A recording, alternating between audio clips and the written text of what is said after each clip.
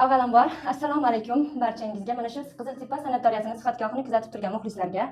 Xo'p, men sizlarga aytmoqchi bo'lganlarim, o'zimni nima deydi, tasavvurlarim, o'zimda his qilganlarim hammasi mana shu sanatoriyada juda ajoyib bo'ldi. Ularning shirin so'zlari, o'zlarining tutishi, muomala madaniyati hammasi yoqtirgan. Qarang, atrofda shunchalik chiroyli manzara, shunchalik bir go'zallik yaratib qo'yibdiki, o'shandan bahramand olib qolib, sizning aslida charchoqlaringiz yoki kasallaringizni tark eta boshlaydi. Chunki hayotning go'zal ekanligini ko'rasiz u yerda.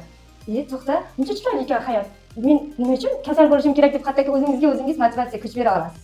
Keyin yana bir narsaki, har bir xodim, har bir kishini muomala madaniyati, ularni sizga bo'lgan mehri qandaydir. Mayli ular sizni tanimaydi, lekin sizga yaxshi gapiradi. O'zini dugonasiday, o'zini bir singlisiday, juda charchoqlik his qilayotgan edim o'zimda.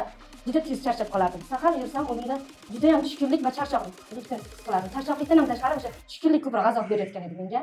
O'sha tushkunlikdan chiqib ketishimga esa olim buvamiz yordam berdilar. Ming rahmat sizga, boringizga shukur doktor. Sizni menga uchratgan Allohimga ham qattiq shukrlar bo'lsin. Sababchi qilib menga sizni uchratdi. 22.09 yozibman. Xo'p, qarang. Bismillahirrohmanirrohim. Ko'z yoshlarim oqmay negadir ich-ichimdan yig'layveribman. Dard alamni ichga yutay deb ich-ichimdan muzlayveribman. Muhorlarni to'playveribman. Yayra jonim o'rtanma g'amda degan misralarga amal qilmayin ich-ichimdan yig'layveribman. Kuchlilik ko'z yoshini tiyish bilibman. O'zimni o'zim koyiyveribman. Ich-ichimdan yig'layveribman. Bu dardlar, alamlar yig'laverib, butun vujudimni qamrab oldi. O'zimni o'zimga dushman qilibdi. O'zligim topolmay daydiveribman. Ich-ichimdan yig'layveribman. Mehrni atrofdan izlabman, ahmoq. O'zimni sevishni o'rniga faqat o'zimni o'zim ayblayveribman.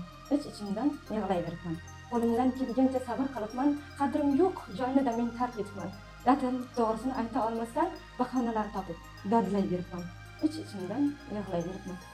O'zimga o'zimni rahmim kelmasdan oynaga qarashdan qo'rqib aslida baridan o'zimni ayblayveribman.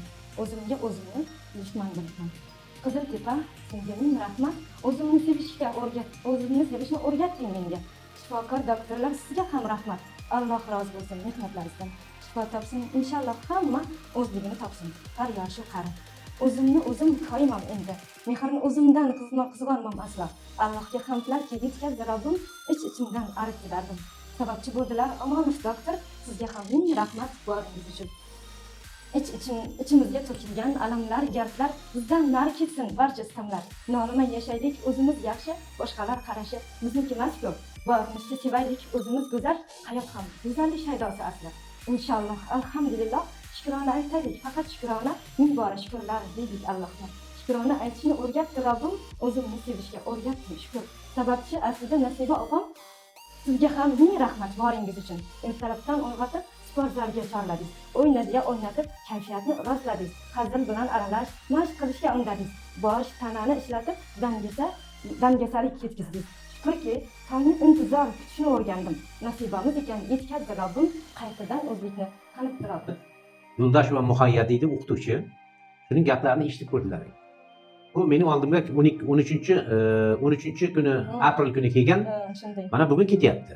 Mana shu kelgan payti mening buning holatini ko'rgan, o'ta tushkunlikka tushgan holatda edi. Bu uyqu ham yo'q, xotira ham yo'q. Bunda olganda tevarak atrofga qiziqish degan narsa so'ngan bunda. Qandaydir ishonchsizlik bor edi. Shunday. Asabi o'ta charchab ketgan edi. O'ta ta'sirlangan, charchab ketgan. Ham butun tanada, qo'l, oyoq bo'g'imlarida hamma joyda og'riq bor edi.